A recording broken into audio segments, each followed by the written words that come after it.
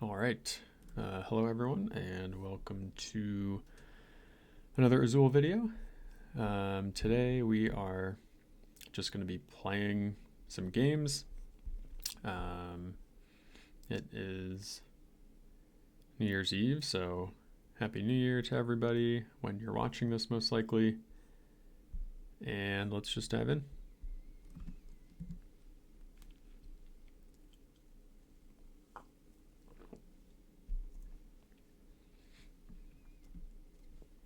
Okay.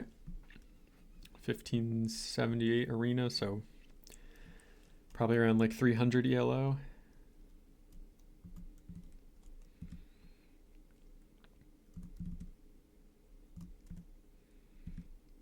Bit of an interesting draw here. There's no white tiles.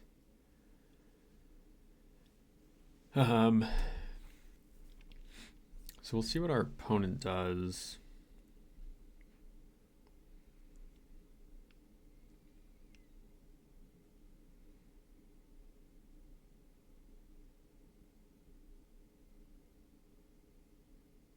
Okay, so they take row 2 yellow. I think I'm just going to try to seize control of row 3 blue. I don't really love the idea of like taking from the center and then my opponent can take 2 blue and 2 black isn't very strong. So yeah, we're just gonna take 2 blue for the center and try to make the most of this and set ourselves up nicely for future adjacency. Okay.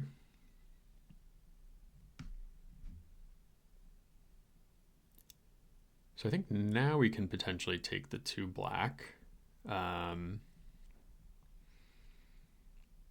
Though that does give our opponent 2 yellow for row 3. And puts us in a position where blues can get a little messy. So let's just take the 1 blue, and if our opponent takes the 2 black, then we'll end up with 2 yellow, which is a pretty good result for us. Okay. So we're not going to make much progress on rows 4 and 5.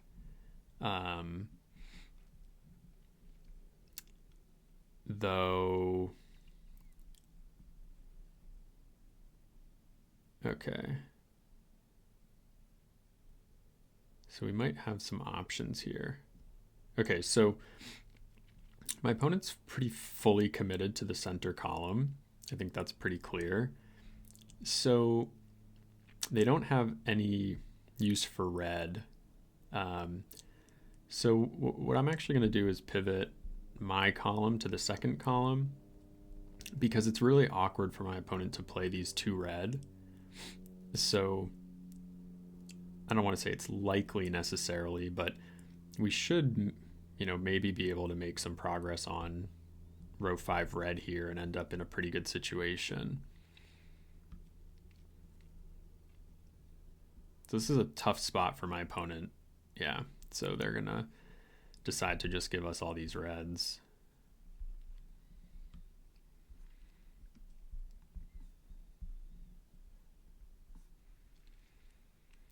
In some rounds, first round or otherwise, sometimes it's good to wait for your opponent to commit to something and then to react. And I think that kind of worked well in that last round.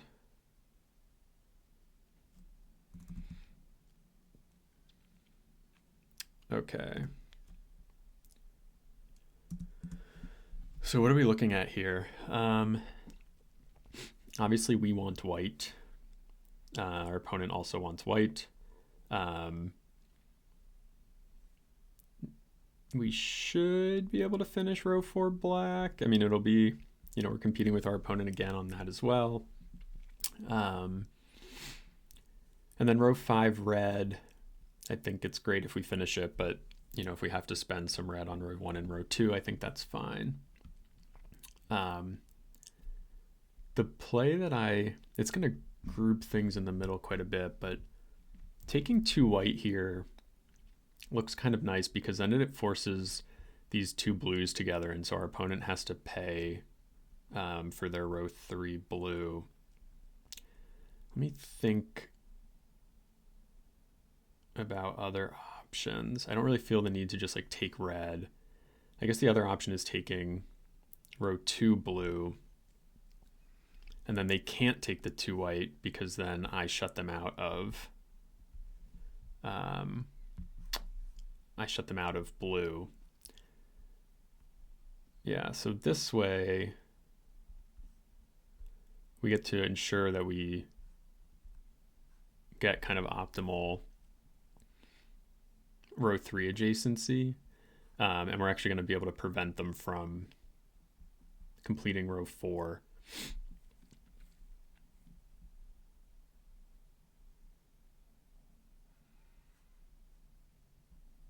I'd like to put black in the middle to potentially create 2 black.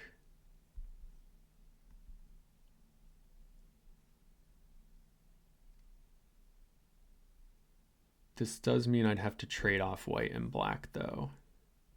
Okay, so let's not worry about red for right now. Let's just complete our row 3.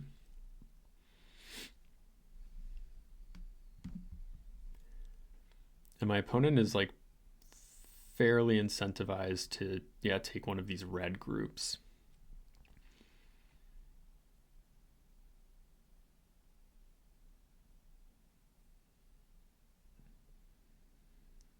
I think best to just complete row 5. It forces my opponent to take 2 black.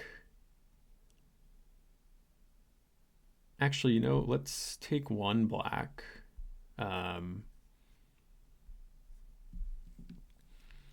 And this way, because ideally actually we complete row 4 before row 5. So now I'm giving my opponent the choice. So they choose correctly.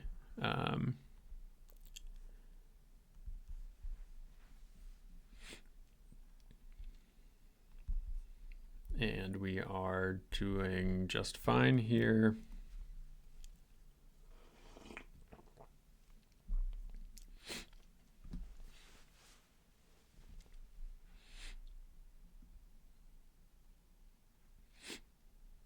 Okay, so we're up by 7. We also have an additional row 3 that our opponent doesn't have. So that's a little bit of an advantage as well.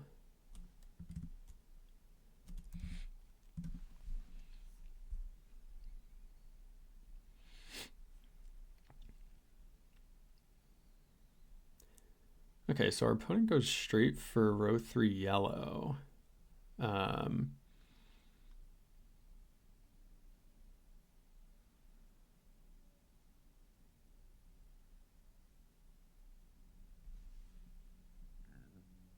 Which is interesting. I think I just want to take a black here and finish this out.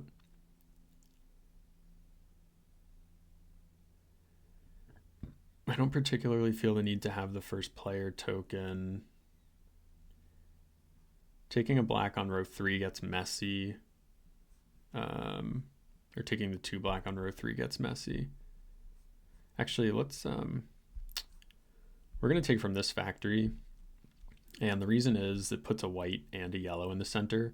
Presumably my opponent will take one of them, and then we'll be able to group the other one.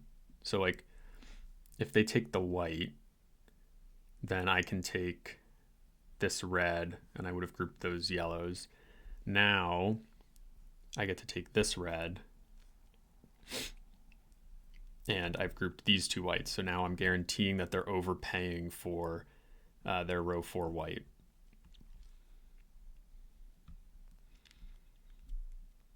So when your opponent has unfilled rows, it's generally a good idea to try to get those colors into the center.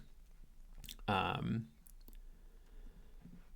because it allows you to make plays like this. And not only are they going to pay an extra to finish this row 4 white, but they basically have to take it right now, because otherwise I could group it into a group of 4. So we've created like a great situation where we get to take 3 black now. And the reason this works is because while I still haven't finished my row 2, this 2 white is sitting here. That's available. And if they take the 2 white, then they create the group of 2 red for the other side of our row 2 adjacency. Okay, so I do actually want the red instead of the white, just because there's only 7 red left while there are 10 white. But taking the white basically forces our opponent into taking 3 blue here, which again, they're overpaying by 1. And okay, they're going to take the red instead. No. And then now they also have to deal with this 3 red. So we're going to create an unfilled row for them.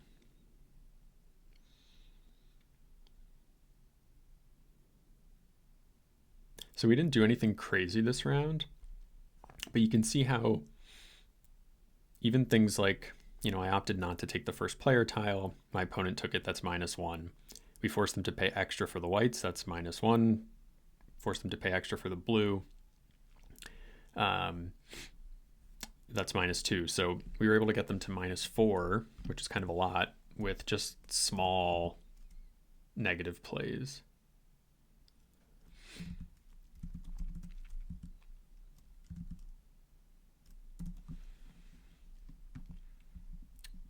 Okay, so this is an unfortunate draw in that there's only 2 red, and you can remember last round where I said I actually wanted red instead of white because there were only 7 left, and you can see the situation that we're in now. So that's not great.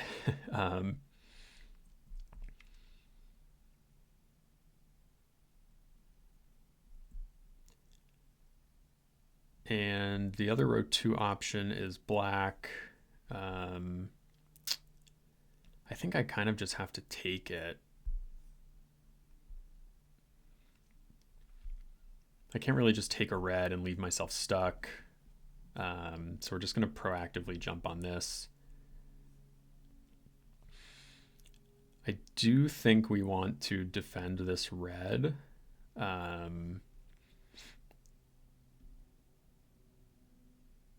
We don't want our opponent to have the possibility of threatening this column, and there's 6 blue left, so that is a possibility.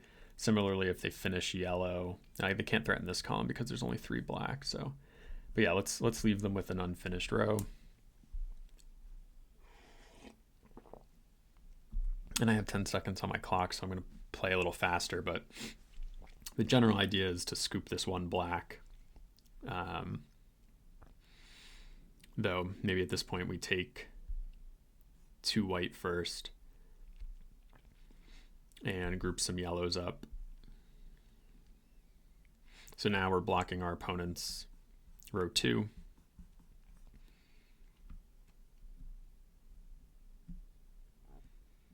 And there's 4 whites left, so there's at least a chance we'll be able to get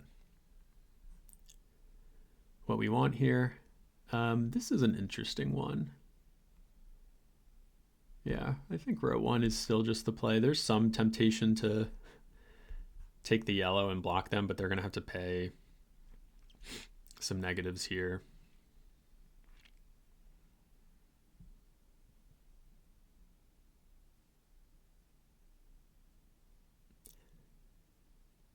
But we will also... Oh, okay. Yeah, I think yellow's clearly correct here. Because we're going to have to pay some negatives to not play those blues. Okay, so we're up by 10. This is a fairly comfortable position. Let's close out row 2.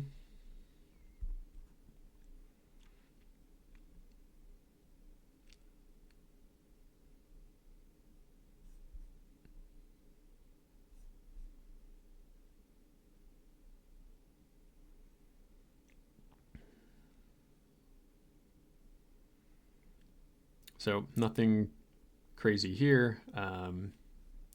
Because we're up by 10 and our opponent has no way to meaningfully outscore us. Okay, so we can take these 2 whites and then take whatever white is left. We don't have to worry about negatives because we can play the blues on row 5, yellow or red on row 3.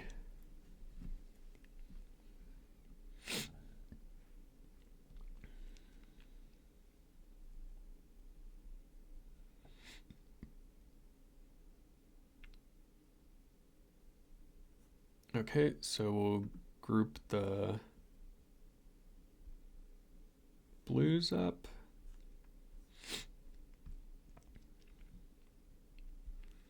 I'll take the blues.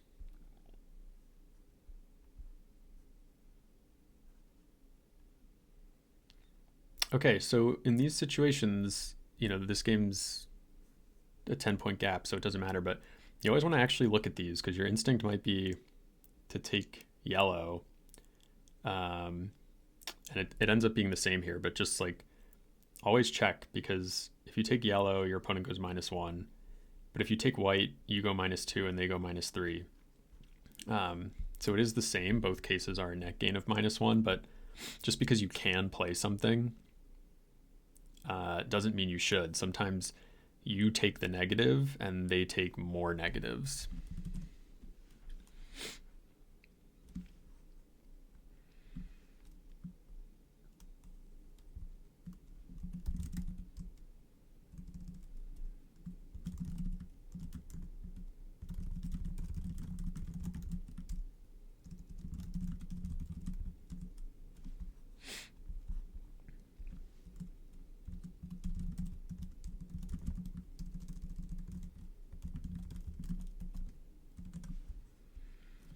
Okay.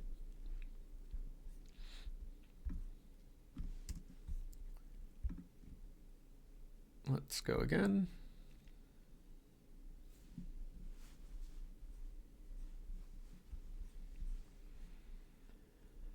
Okay, I guess I have to play my turn-based game first.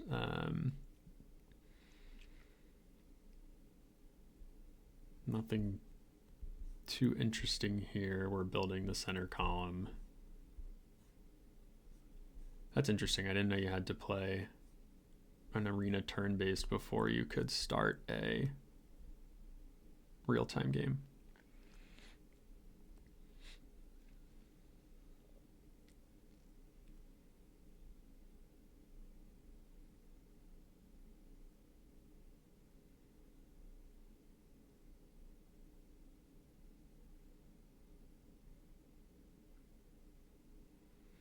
Okay, 1656.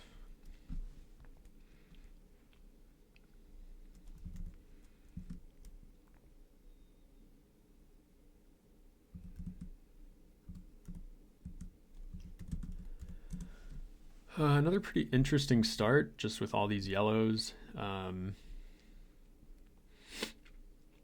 think it makes quite a bit of sense to go after row 3 yellow. And I think I'll go after row 2 yellow as well. And part of what I'm going to aim for here is I want my opponent to take that yellow. Yeah, so that I can snag these blues. I've talked a bit about building column 4 in the past. And the main thing you have to watch out for in column 4 is that you end up very reliant on blues, because you need them to finish row 4, obviously. you ideally want them in row 3. Obviously, you need them in row 2. And so, there are situations when you build column 4 and you just get kind of screwed on blues. We will, of course, finish that out. And so I'm always a little hesitant when I'm building column 4. I'm even hesitant to attempt to build column 4. And I want to make sure that I exit round 1 with enough blue. And this raises an interesting question of what to do here. It would seem that 2 white is the best play, as opposed to 1 blue, because it's 2 tiles versus 1. But I just talked about how you can get screwed on blues and how I don't want to do that. And my opponent doesn't really need whites because they're building this column. So I'm going to take the blue here. Additionally, my opponent would have liked that blue, and if they play white, then they're, mismatched. Okay, either way, they're mismatched.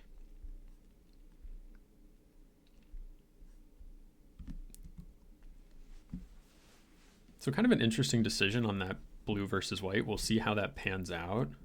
And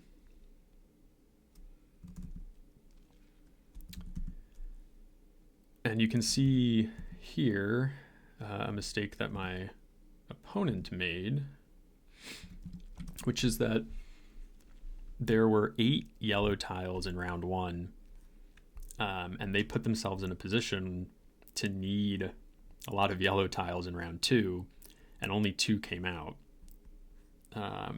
So not good for them. Okay.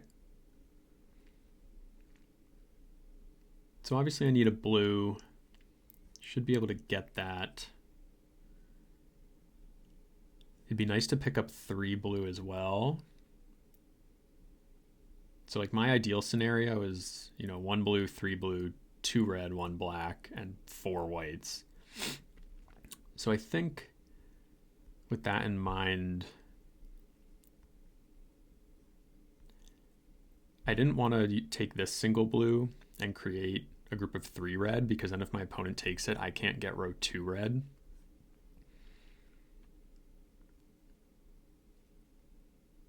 So now I can still get row 2 red.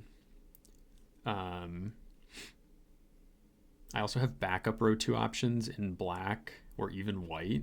So I'm going to go aggressively after my row 3 blue.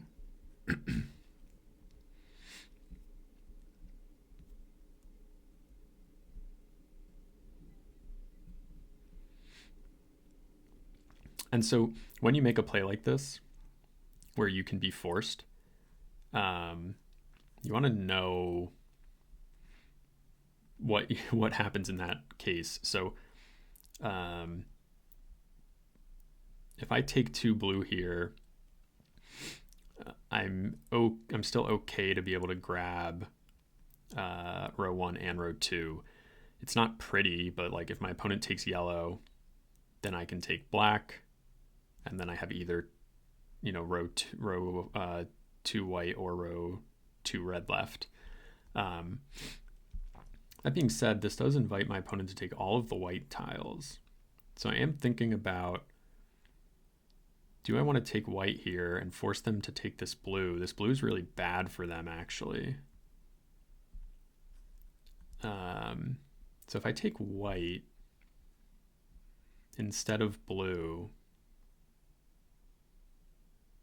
can I still get all 3 of these, or do I risk? So they take yellow, I take blue. That only leaves 3 colors, so that doesn't work. So it would have to be they take yellow, I take red. Let's go with the original plan. This is a case of maybe having not thought thought this through quite enough. I think I'm still going to end up in a good situation no matter what. But I need to be very aware of not having any progress on row 5 white. Now, there haven't been that many whites, so we should be fine, but my opponent's path to victory is going to be to heavily deny whites from me.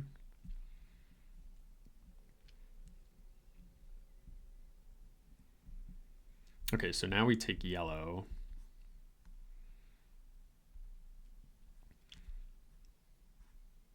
So they're going to end up -8. And we're going to have a pretty nice board here.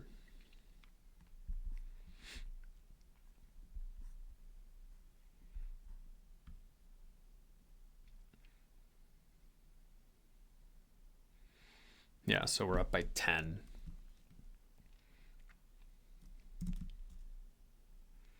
And again, like yellow was still the least common tile. So this row 4 yellow play from round 1 is just completely crushing them. So you want to be really mindful of, oops, that was wrong. Nope, it wasn't. You want to be really mindful of your round 1 plays and what you're setting yourself up for in round 2.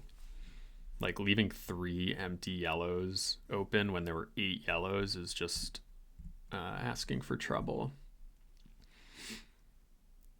Okay, so we're going to need row 2 blue. We can't get red. And we're looking at progress on row 5 white, of course. But there's not a lot here. We'll end up with like row 3 or row 4 black. Okay, so I am going to make a decision here, though, to control the first player tile. And the reason is, actually, let's do... Yeah, we can stick with row 1. Row 1 might be a mistake there, but I don't want to spend too much time on it. The reason I want the first player tile is that I want to be in control of yellow tiles next round. My opponent is still stuck. So there's still a chance that that I can deny them this row 4 yellow again, and they're going to be stuck on row 5 red. So I want the first player tile to like accentuate this advantage. So here, let's group the blues up for them, and we'll make progress on our row 5 white. We're also creating the opportunity for us to get 3 black.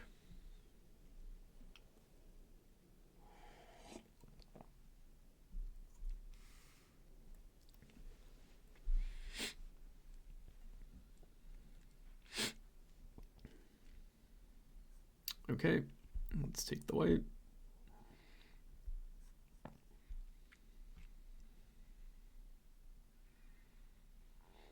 Okay, and then here we're going to take the yellow. And I think we can play it on row 4. The safer play is just to throw it out. Yeah, with a 10-point lead, let's just throw it out. We are gonna, I should have just played it because we're gonna end up playing yellows on row 4. Unless there's like 1 or 2 yellows. So.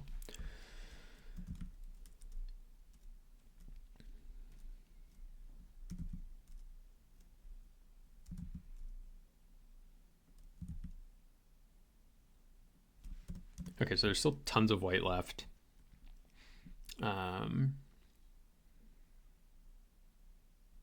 So let's just put the pressure on our opponent with yellow.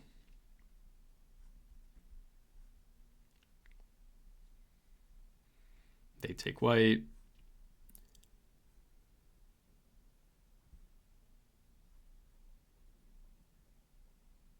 Yeah, let's just grab this yellow. This has the added benefit of grouping the reds together, so now they're paying extra to finish their row 5 red.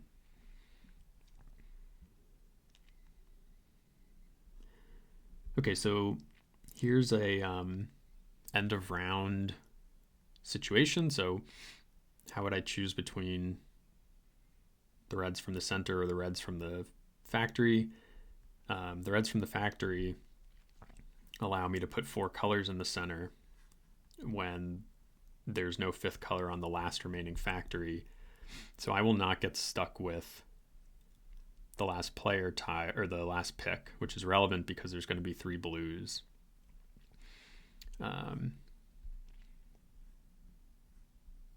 So my opponent will take the whites, will take a black, and they will end up once again minus 11.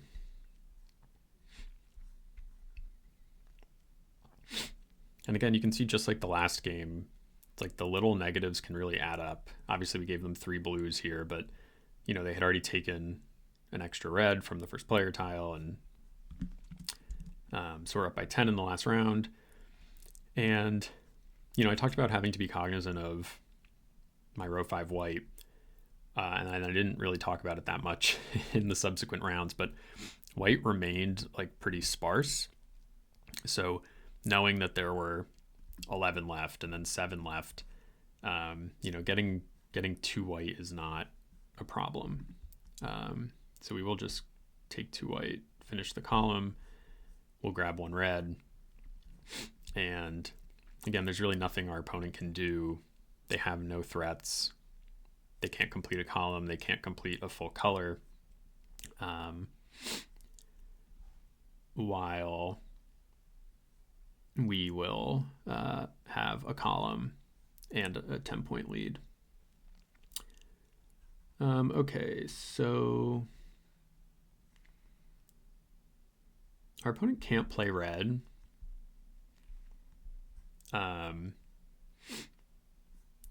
So instead of giving them the opportunity to deny us row 2 white, which is what would have happened if I had taken a red from a factory, I would have grouped 2 whites together and then they could just take them.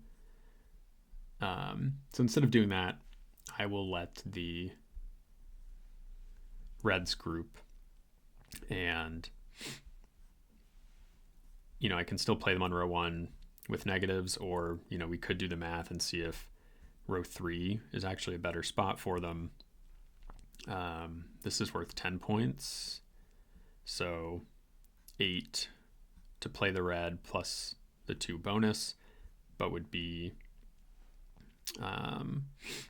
minus 5. So it's actually worth 5 points. This would be 7 points minus 1. So it's actually better to play the row 5 red. But we don't need to do that yet. We can block their row 1 yellow, which was the last thing they could do to score points. And now we actually have a different decision because they'll play this blue. So we can play the black for 3 points and give them minus 6 for a net gain of 9. Or we can play the red for 7, but minus 2 is 5. They play the black for minus 4, net gain of 9 also. No, net gain of 11, sorry. So, yeah, it turned out to be pretty straightforward.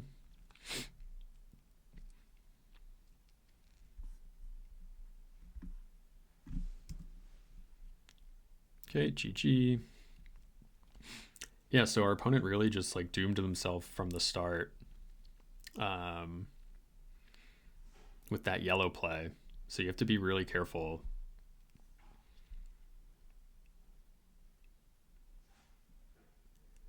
Okay, we'll do one more. But, oh, that was interesting.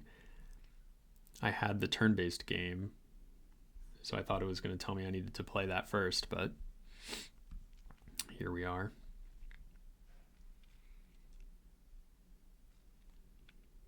Azul is a viewer of the channel.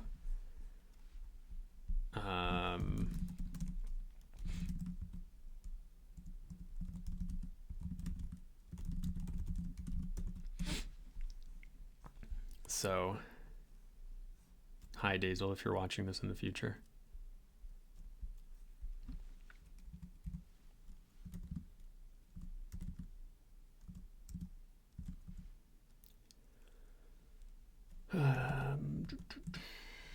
Okay.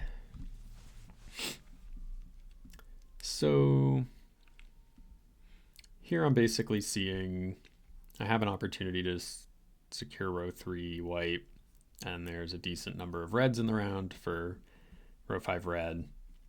So this looks like a column 2 draw, and there's not really much else going on. So I'm just going to start with 2 white.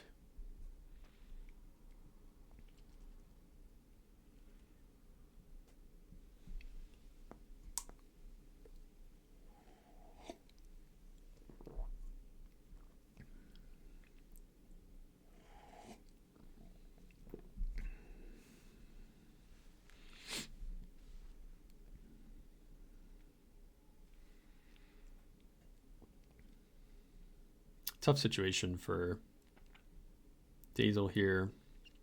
I think that's pretty decent. The reason this move is so good is if I take 2 red, then I give him 3 yellow and the first player tile. Whereas if I, take something else, he gets, 4. He can take the 2 red and get 4 red on row 5 and eventually finish it. But I'm going to go with that path. I think this basically prevents him from getting a row 3 this round. And having a row 5 is nice, but I'm going to be set up well for upper row scoring. I have the first player tile.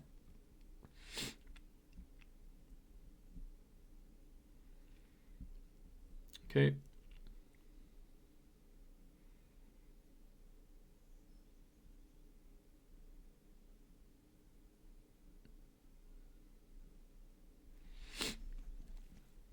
So obviously I can't take white from here because it creates 3 blue. Taking white from here doesn't create 3 blue, but gives my opponent the opportunity to do so.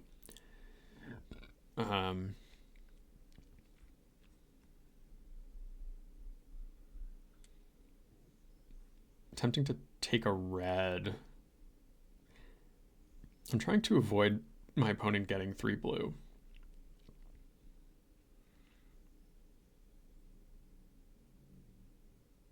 The challenge is if I take like a blue here and Azul takes a white, then I have to take the last white, and then they get 3 black. But if they take 3 black, I get 2 red. Not so bad. Okay.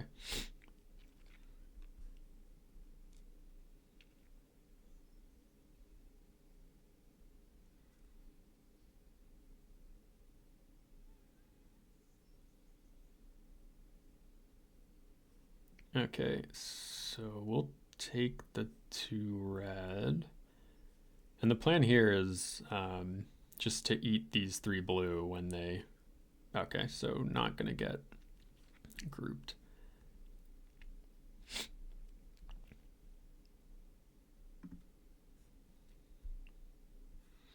And take the black.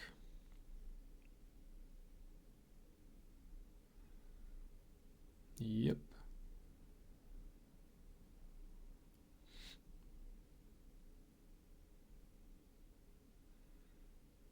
This is kind of an interesting choice. And this is where you can think about like what's going to happen in round 2. I'm going to want blue on row 2 because I want my reds to go to row 5, and red is my other adjacent row 2. And similarly, I don't necessarily want to play red on row 1. I want it for row 5. So I'm going to take the blue here. I'm putting myself in the corner, but I actually I want to play row 1 yellow and row 2 blue, so that I can focus my reds on row 5.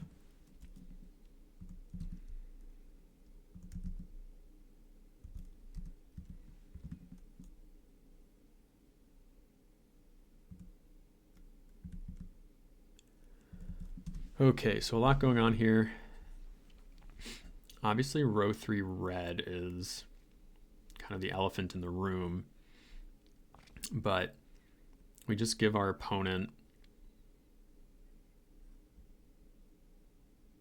row 4 black for free in that case.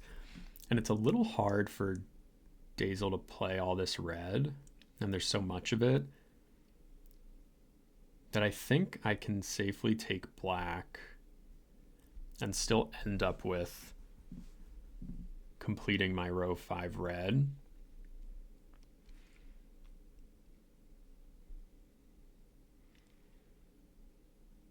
Like if Azul takes 3 red here, either for row 2 or row 5, I get to take the 2 red from the center. If he takes the 2 red from the center, I get to take the 3 red. So this is a perfectly fine situation. And this is a situation where I'm sure you've all played against players like this. The tile draw comes out and they pick instantly. And this is a situation where the instant pick is the row 3 red.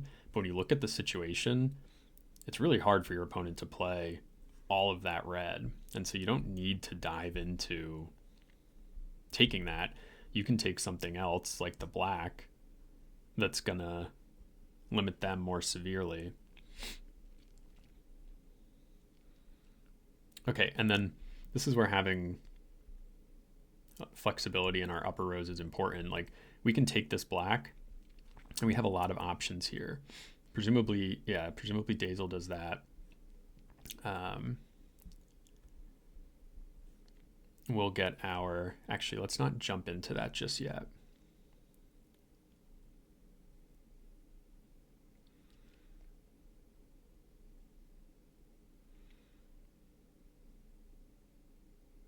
We can actually take 2 yellow on row 1. I think that's unnecessary. We're already ahead here, so let's just take the 2 blue, because blue is actually quite important this round for our vertical adjacency. And now we take the yellow.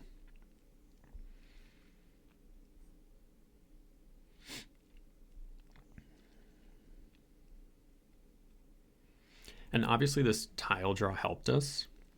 But if you remember what I was saying in round 1 about when I was deciding between blue and yellow for my row 1 play, I thought about where do I want to play each, what's my ideal situation on each row? And the ideal situation was yellow goes on row 1, blue goes on row 2. My reds get to be focused on row 5. And that's exactly what happened. And again, some really good tiles for us. I'm not discounting that there was some luck involved there. But even something as small as where I played my row 1 tile, if I had yellow on row 1 instead of blue, it becomes harder to play row 2 blue and row 5 red maybe, because then I need one of those in my top row. Okay, so what are we looking at here? There's only 4 red left. Is that correct? That's really low. Assuming that's correct, we're going to go ahead and take this red because both of us are competing for row 1 and 2 red. And with only 4 left, it's pretty feasible that with the first player tile, I could prevent Dazel from being able to complete row 2.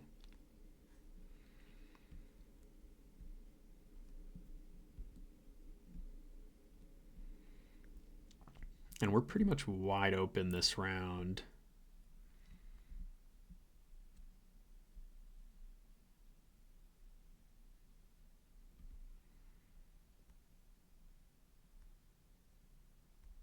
Okay, we will of course take this red.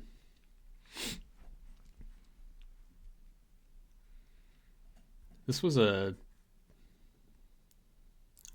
good play by Dazel to maintain this row 1 adjacency, but this situation is kind of dicey actually. Just in that he has to pay extra for row, yeah. So it wasn't bad by any means, but okay, so now we have an interesting choice here. We can just take this row 3 white, and if Dazel tries to play on row 3 with blue, we take the blue on row 4, and then we take either black or white for row 1. The other alternative would be to like play on row 3 blue. If Dazel defends, we take 5 yellow, and then we get black or white. Row 3 yellow is okay, but it's not great.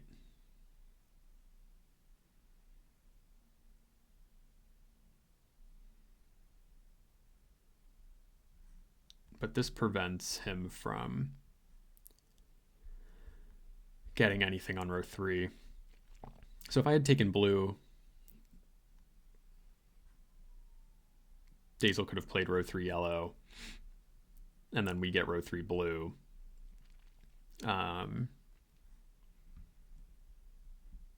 This way, Dazel gets nothing on row 3, even if we get a suboptimal row 3.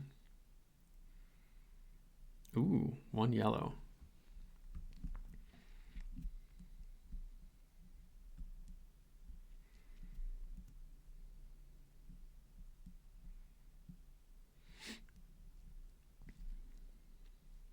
Yeah, so I think this is correct.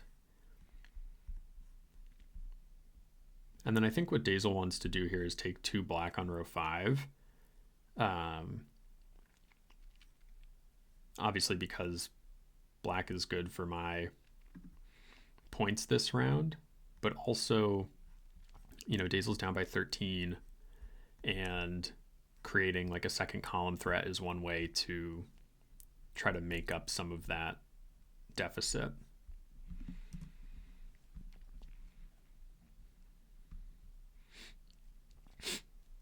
And actually they're going to come back quite a bit this round because my adjacency was terrible.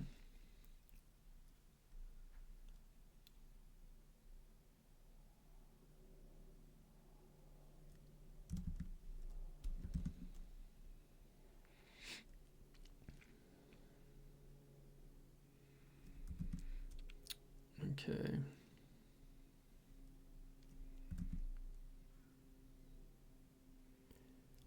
Now, this is interesting.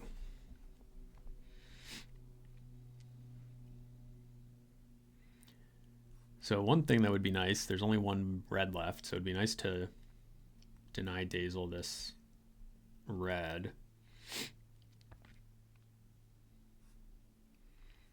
There's this second column threat looming.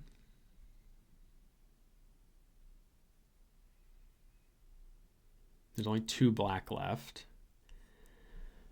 So I could like take 3 black. Dazel takes 1 blue. I take 2 black. 2 black's actually pretty important for me this round because there's only 2 left. Okay, let's start with this.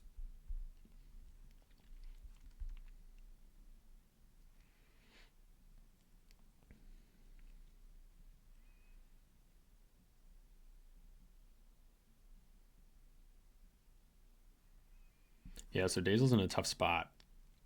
There's only one red left and there's only two black left.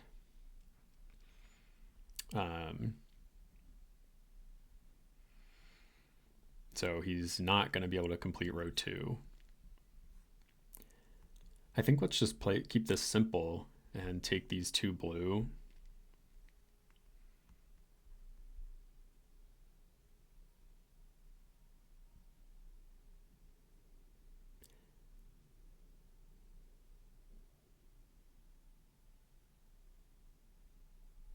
Okay, and so we need to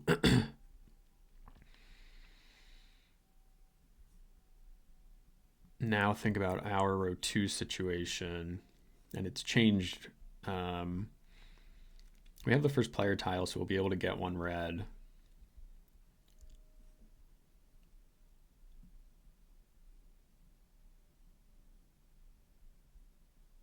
We might not be able to get 2 black, but we're gonna... Okay, so there's 6 white left, which gives us a second column threat. It's a very unlikely one, but I think we just play this black and we decide to dedicate our white tiles either to row 4 or to row 5 next round, since we're not going to be able to finish row 2 anyway.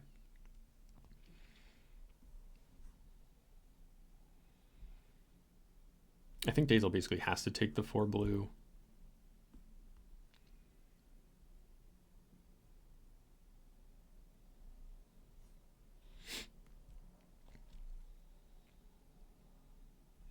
Yeah, and this is going to be painful from a negative standpoint.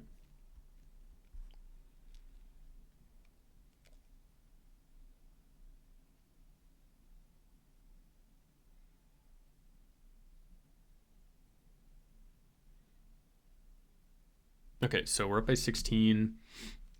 So this, oh, and actually the second column threat is no longer, since Dazel didn't get enough blacks in row 5 last round, so there's only 2 left.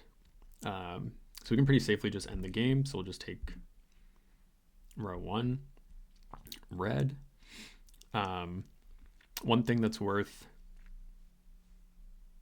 identifying in this round, and this should be one of the first things you look at when your opponent has unfinished rows, is what can they not play.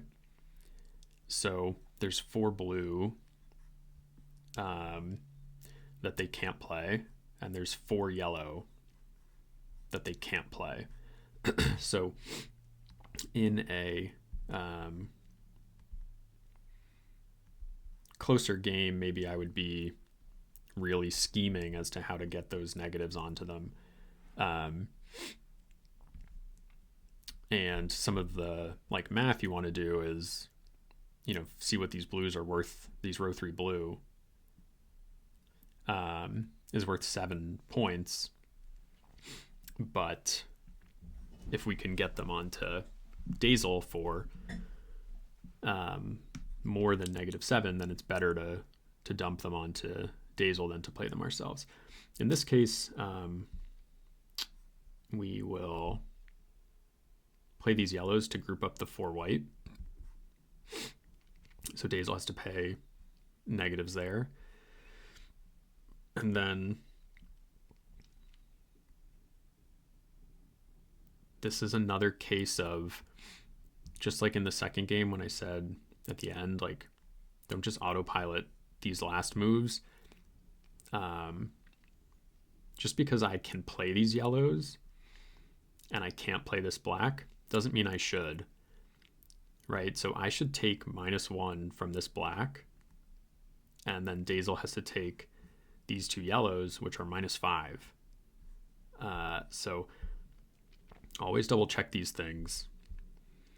If I were to have played those yellows then Dazel plays the black, net gain 0. But taking the 1 negative means Dazel has to take either the blues or the yellows, but let's say he takes the yellows, that's -5, my -1, so my net gain is -4 instead of 0. So when your opponent has more negatives than you at the end of the round, it's often better to take a negative and make them take more negatives than to just play something just because you can.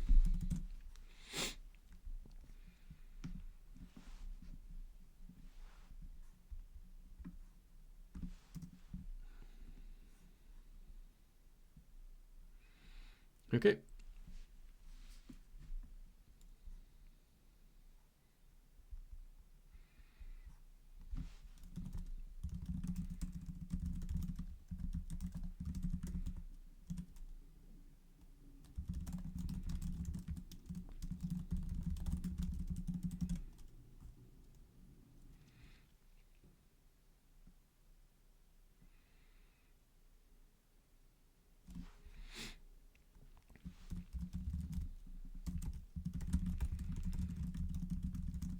Okay, so